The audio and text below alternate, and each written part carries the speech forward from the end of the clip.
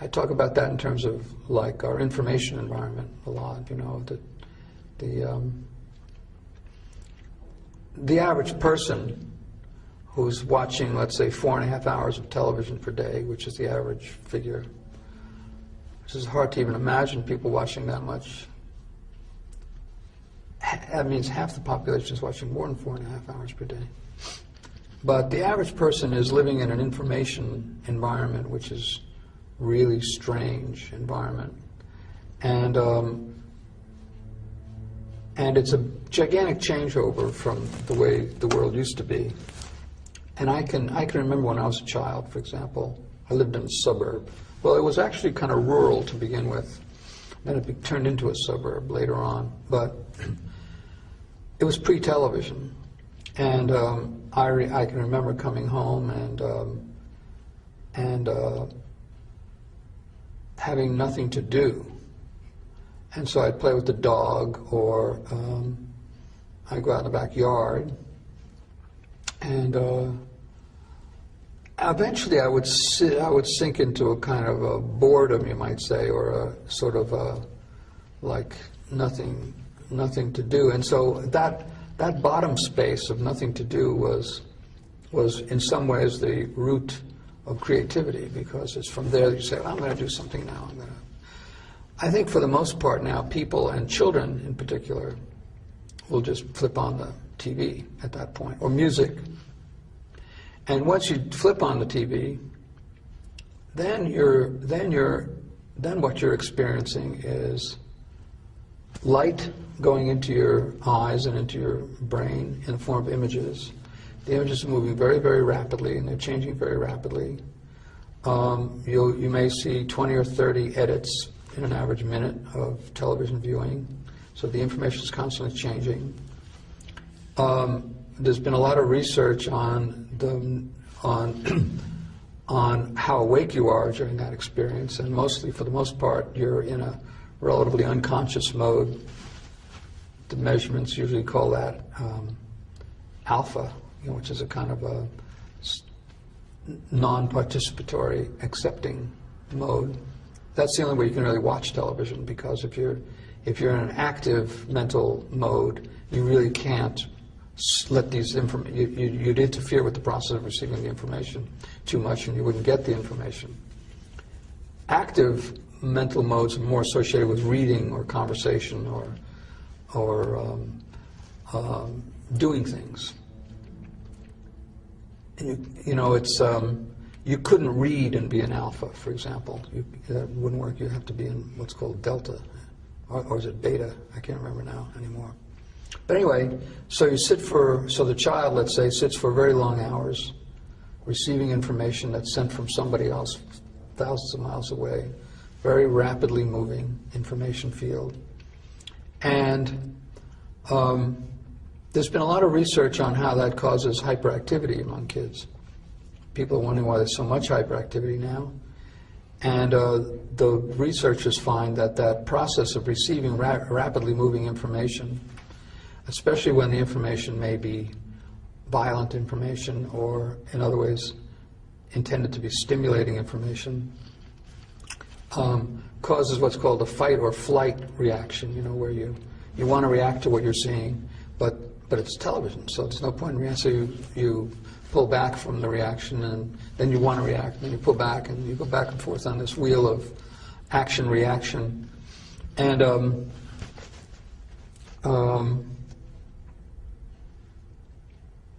And when the set goes off, then there's this wild bursting out of sort of kinetic energy that has been.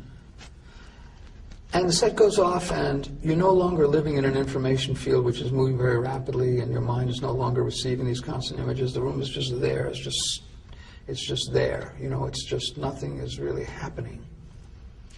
And I think there's a sense of kind of real desire to get back up to speed, you might say. A lot of people talk about television viewing as a drug, and they like to think of it in terms of it being Valium.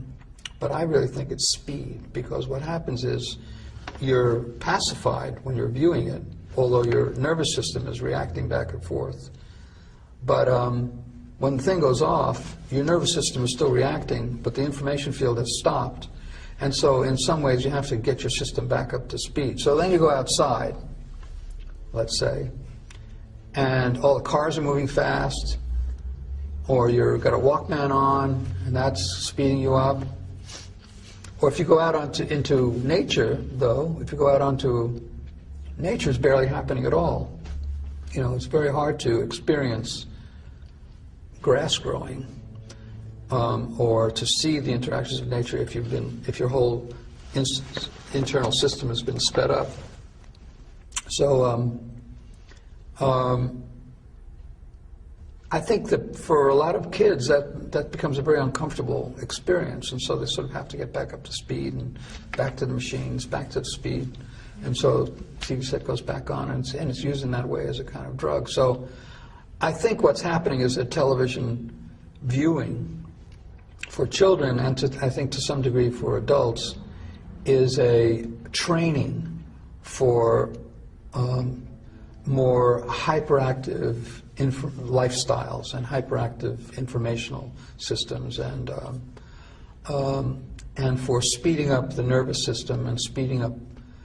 It actually pacifies the mind, but it speeds up the desire to do something else. Have you seen and that is putting people into a kind of emotional, psychological state which makes it impossible to relate to nature. So I mean, it's concrete alienation again. It's internal alienation. Plus, images are going in, which stay in, and which can't be got out either. So it's a real heavy impact. And in the modern world, another point is that 70% of this information is controlled by 7 corporations. 70% of global media, and that's not only television. That's also radio and magazines and books and movies and billboards and theaters. 70% of global media is controlled by 7 corporations. And 3 corporations control 50% of the 70%. They are AOL Time Warner, Disney, and Fox. And the other 4 among the top 7 are Sony, Viacom, General Electric, and Bertelsmann, I think, now. These people are controlling 70% of all the information that's moving through the world. We have never lived in such an information field before, where we're separated from the natural world, so we don't get information that comes from nature very much. We're separated from alternative information delivered in this medium, because the ownership of the medium rarely allows that to appear. And we are sitting and receiving a form of information in which is very, very powerful. It comes in the form of images, and once the images go in, they don't come out. They stay. What is that? That's extremely weird phenomenon. It's almost science fiction in its implications. It's Big Brother, and yet we think it's perfectly normal. You know, we think it's. And then we're also living in a physical universe of cities and cars and technology that we use all the time, and which accelerates the power of this, so that single voices can really have dictatorial power.